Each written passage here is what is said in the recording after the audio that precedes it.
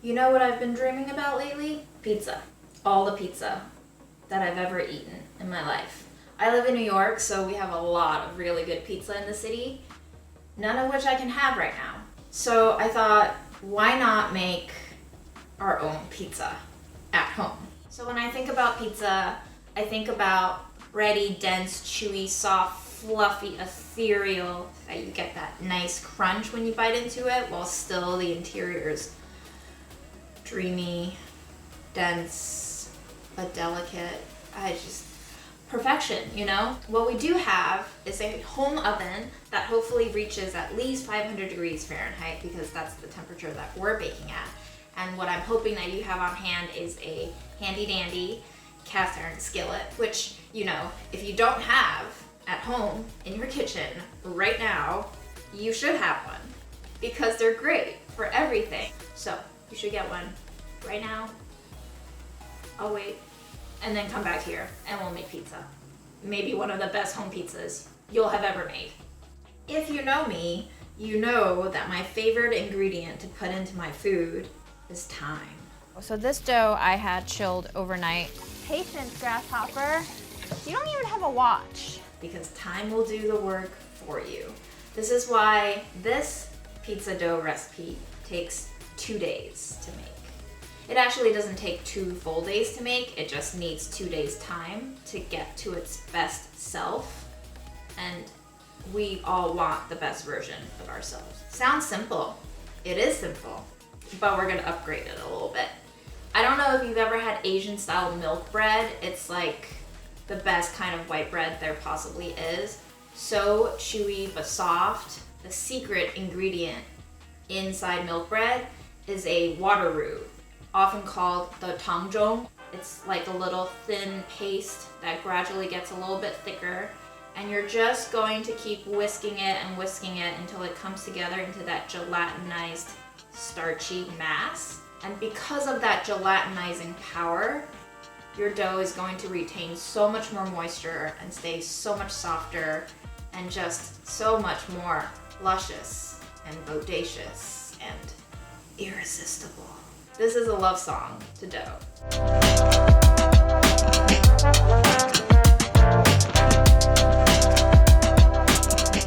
For this recipe, you just need the following: all-purpose flour or bread flour if you've got it, whole wheat flour, water, any sweetener. I'm using some organic raw sugar, and you need a little bit of dry yeast, and also some oil. Don't forget the salt, because flavor. But this is all you need. These are all your ingredients. Aren't they beautiful? And obviously, you know me, I'm gonna be using a scale. You'll have way fewer dishes to do if you have a scale. Okay, so we're gonna be making the tangjong first because that needs to cool. So in your small pot of choice, we're going to be putting about 3 tablespoons of all-purpose flour with 2/3 cup of water. We're gonna whisk that together and keep whisking it until it forms a nice little slurry. And then we're gonna keep cooking it over medium-low heat, maybe about 3 minutes or so, until it solidifies a little bit more and you can see a trail coming through on the bottom of your pot. At first, it just looks like milk. Just keep whisking it. Trust the process. It will turn out into a slurry sooner or later. But do not stop whisking, because once you stop whisking, it might start burning on the bottom of your pot. We don't want burnt floury bits. We want a nice smooth roux. After about a minute or so, it's gonna start turning a little bit shinier, a little bit thicker, and a little bit glossier. You're on the right track. Just keep going. It'll continue to thicken over time. It's gonna turn more pudding-like. There's that pudding texture. And it'll start smelling like pasta water. That's when you know that the starches are gelatinizing. And it'll turn from that milky white color into like a more almost translucent tone. And you can see that it's not really dripping like a liquid anymore. It's starting to look very gluey. And you're going to see that it's gonna start bubbling. It's bubbling pretty viciously, and it's taken me about 4 minutes to reach this stage. So we're gonna set this aside, we're gonna let it cool down, and in the meantime, we're gonna bloom our yeast. Okay, so when you're blooming your yeast, you just wanna make sure that your water temperature is around 110 degrees Fahrenheit. That is the optimal temperature for your yeasty boys to get bloomy and foamy and active. Right now my water's pretty cold, it's 79 degrees, so I'm just gonna add a little bit of hot water. 95 degrees, I'm gonna say that's fine. In with our water. We're not gonna be using the whole packet of yeast. We're just gonna be using about 3 grams or about half the packet of yeast or about 1 teaspoon of yeast. And then finally, I'm going to be putting in just a little bit of sugar. You can use honey, you can use whatever sugar you want. And then I'm just gonna give it a whisk. Just because your instant yeast doesn't look so bloomed does not mean that it's dead. Actually, active dry yeast will look a lot more foamy and a lot more lofty after it's been bloomed. As long as you see some activity, you're good. And we'll come back in about 10 minutes once our tangjong is cooled down and once this yeast is well bloomed, and I'll show you what it looks like. Room temperature water, you know, not bad, drinkable. Let's talk a little bit about your flour options. You have bread flour, you have unbleached all-purpose, and then you have bleached all-purpose. Today, I'm going to be using unbleached all-purpose.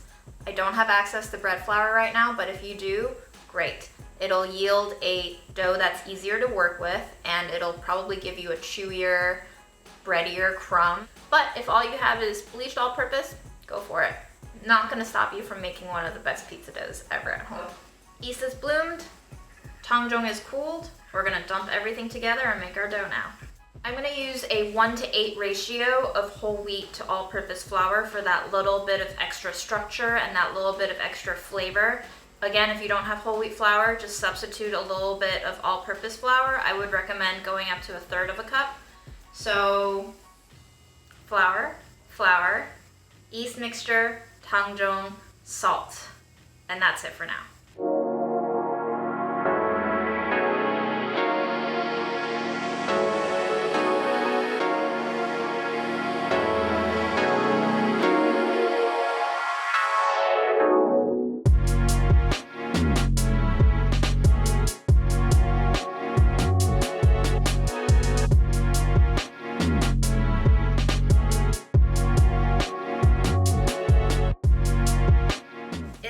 Sturdy dough, and when you start to work it, it will be pretty sticky, but it should hold its shape like this. It's gonna be really shaggy. We're just gonna work it for maybe 3 minutes or so to get it a little bit smoother, and once it's a little bit smoother, we're gonna cover it and we're gonna let it rest for about half an hour before we come back for our stretch and folds. That is probably the best technique for building gluten into your dough without working it for half an hour, especially if you're doing this by hand without a stand mixer. This is the best way to go about making dough. And it's perfect because if you have a lot of time on your hands, we're gonna space out the folding intervals about 30 to 40 minutes each. It's like the perfect division of time for your day, you know? It's like a little timekeeper for you. Thanks, dough.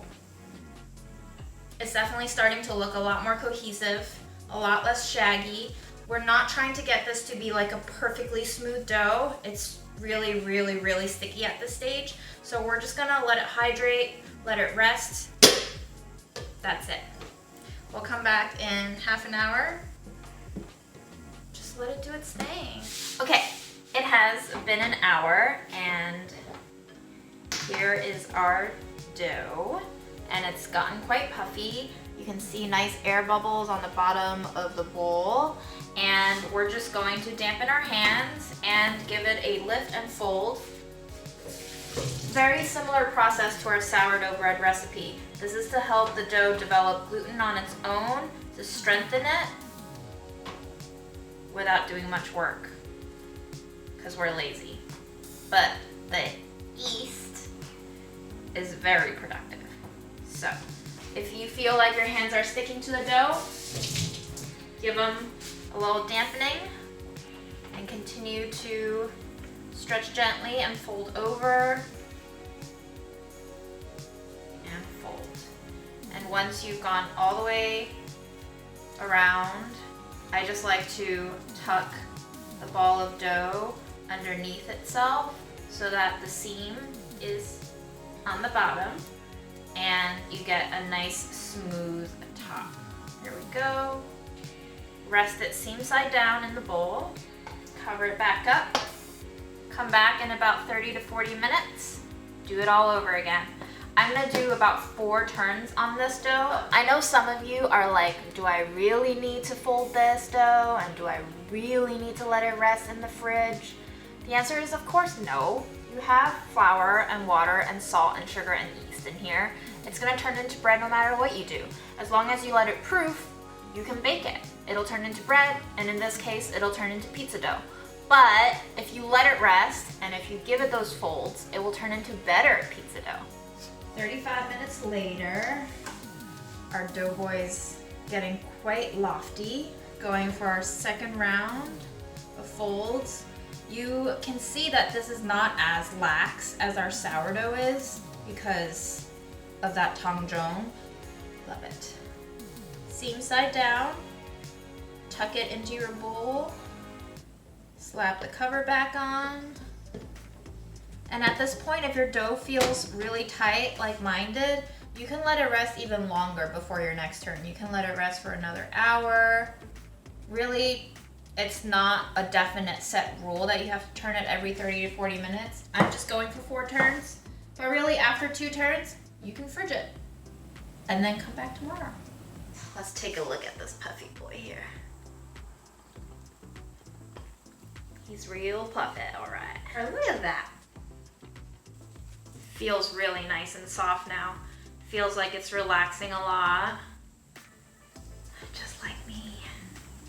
Not really. Once your dough starts getting really tight, you can just wet both of your hands and start balling it up inside of your palms, using your fingers to tuck in the seams on the bottom. Okay, 3rd turn. Plop it back in, seam side down, being gentle.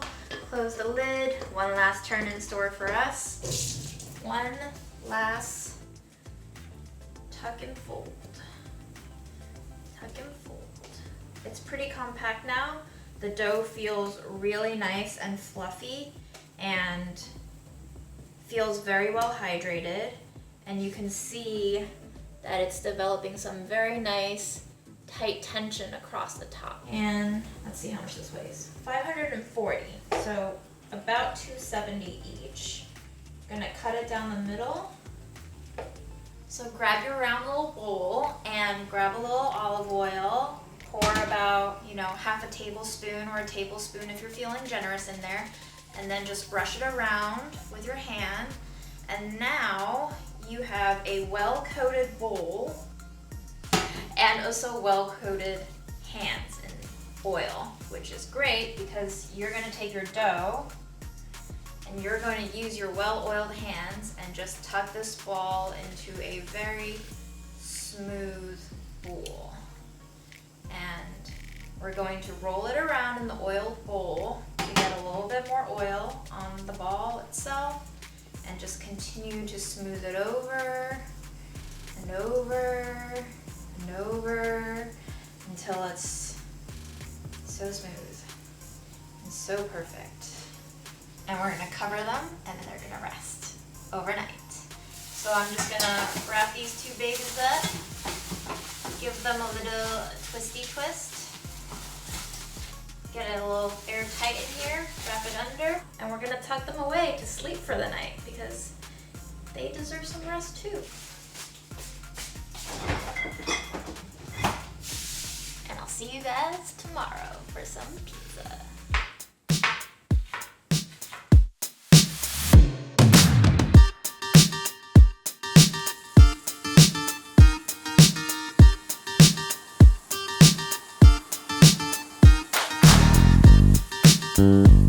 Hi guys, day 2, we're back. Our dough is rested in the fridge. We're ready to get them out, shape them, proof them, bake them, slice them, eat them, and be in pizza heaven. I started the day by prepping some thinly sliced red onions, some lightly sauteed mushrooms, some very thinly sliced garlic, and some hot Italian sausage. Now you know what my favorite pizza toppings are. And I cooked the sausages last in the pan because that gives me some nice fond to cook our pizza in. Because the first pizza that we're gonna be making with this dough is a skillet pan pizza, which I think is the best way to use this dough. A cast iron skillet will give you control over how crispy you can get your crust. We're gonna be using a special method to cook this pizza. Obviously, you can use whatever cheese, whatever sauce you want, but we're gonna go ahead and make a sauce right now. It's super simple, and personally, I don't like to cook my tomato sauces for pizza because I want them to have that fresh, tart, bright flavor that is super, super raw and super unprocessed and just pure tomato. Our beautiful dough has risen in the fridge. They look very well rested and relaxed, just like how I want to be. Okay, so I've discovered that if you don't have a lot of counter space, like I don't, and you don't have a very fancy booze block, like I don't, the best way to roll out dough without getting a floury mess all over your kitchen is actually using a sheet tray. So I'm just gonna dust my sheet tray with some flour, take out one dough. Let's look at that dough. And it should release with a little bit of help. Just plop right out on its own, like that. And I'm just going to put it out on the board. Make sure that I'm dusting it a little bit. And I'm going to let it come to room temperature a little bit before I plop it into my cast iron pan and shape it. But we're going to put everything in a bowl and mix it up. So the first thing I'm gonna do is I'm going to be zesting my garlic into the bowl. Just a nice gentle grate over it. Next, I'm just gonna go in with all of our spices and sugars and salt, and then I'm gonna mash them all together so that the garlic has a chance to release all of its aromas into all of the spices, and then I'll put the tomatoes last. So basically what we're aiming to do here is just mashing up all of the ingredients until the garlic is evenly distributed and it's kind of turned into this paste of sorts with all of your sugars and salts and peppers. That's what we want to see. All right, now we're gonna go in with our tomatoes.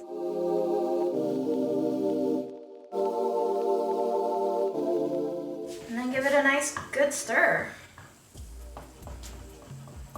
And that's your sauce. So it's been about half an hour. Our dough is nicely pliable.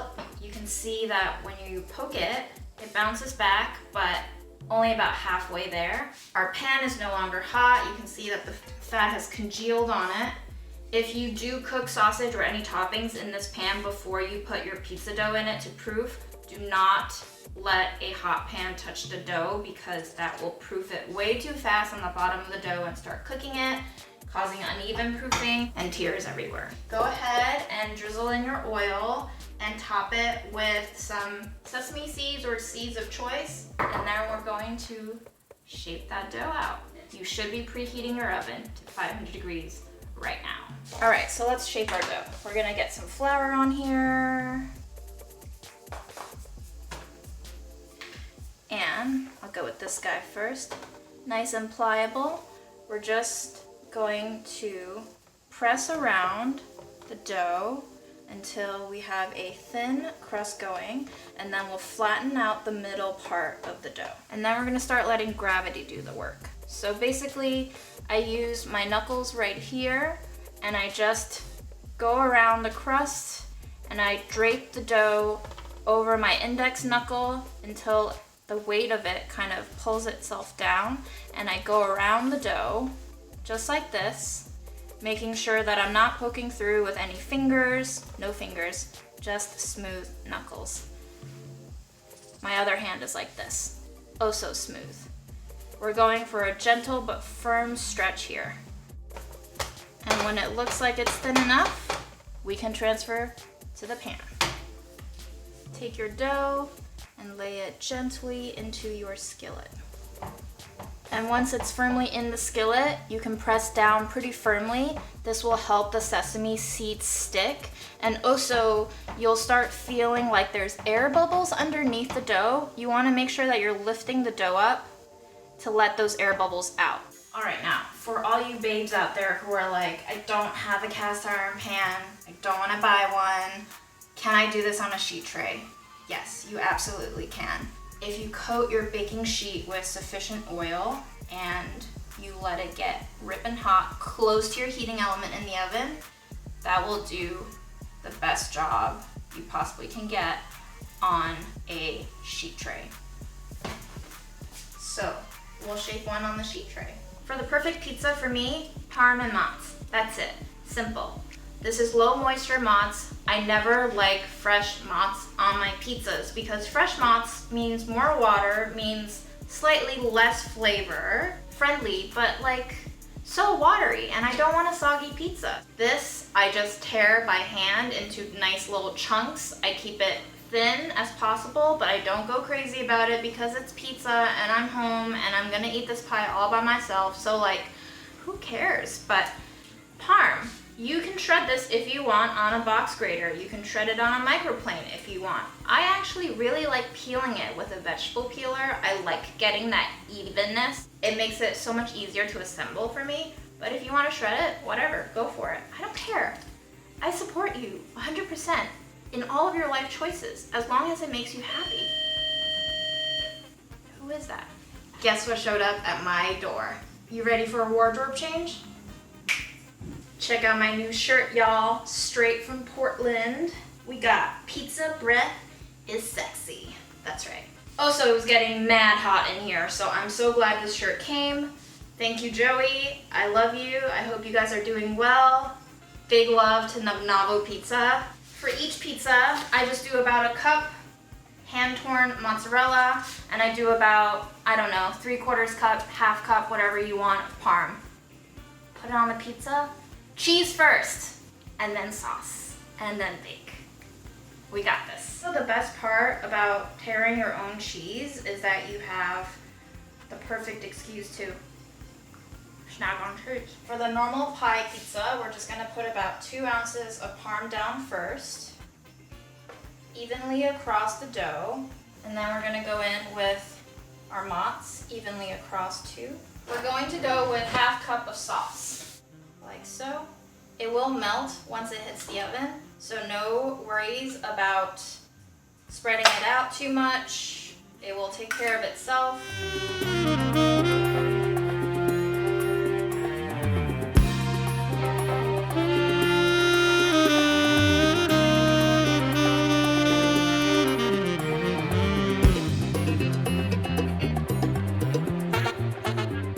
This is the assembled dough. If you feel like it, give it an extra drizzle of olive oil on top. You can sprinkle on whatever seasoning you want, or it can just go straight into the oven.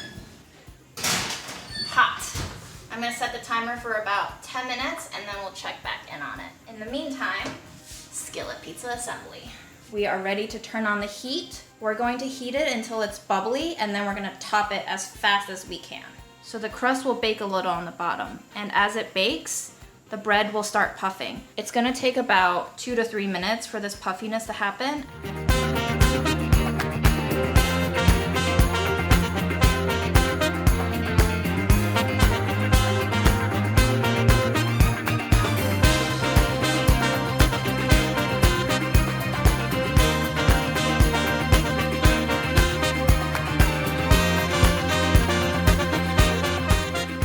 That's what I wanna see. Vicious bubbling of the oils from underneath the dough. I can see that the crust isn't as glossy as before. It looks a little bit more set, and it looks like that bubbling activity is slowing, which means it's cooking. I can barely see it, but it's turning golden there. So I'm gonna turn off the heat,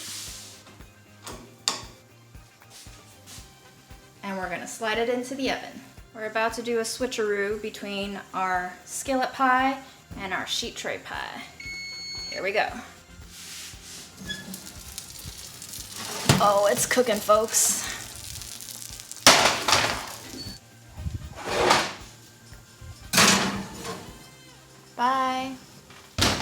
As soon as you can, get a nice wide spatula and move the pizza off to a cooling rack so that you get that extra crispy crust. 1, 2, 3. It's a beauty.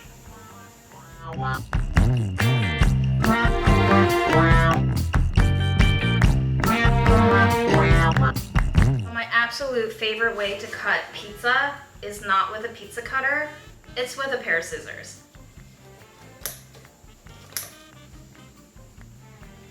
How's that? How's that for a pizza dough?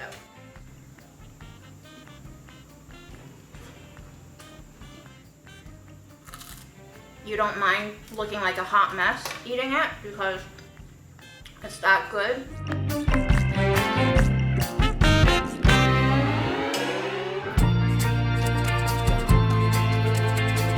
This one too.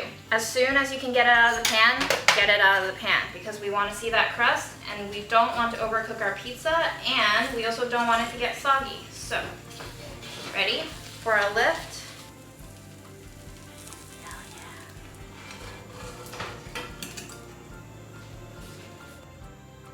Let's give this a try, shall we?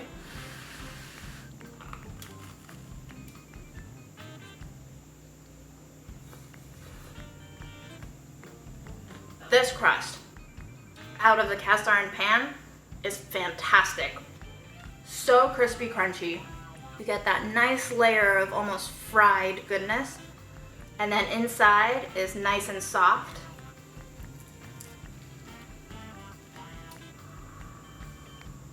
My kitchen is boiling. I'm boiling, but we made some fantastic pizzas today, guys. We made some cast iron pan pizzas with an incredible crumb and a fantastic crust and truly delicious. And we also made a pretty decent New York style pie with an equally impressive crumb and crust. And they're both great, but I mean, you know who my favorite child is. The best pizza dough, 2 days, worth it. Keep eating pizza.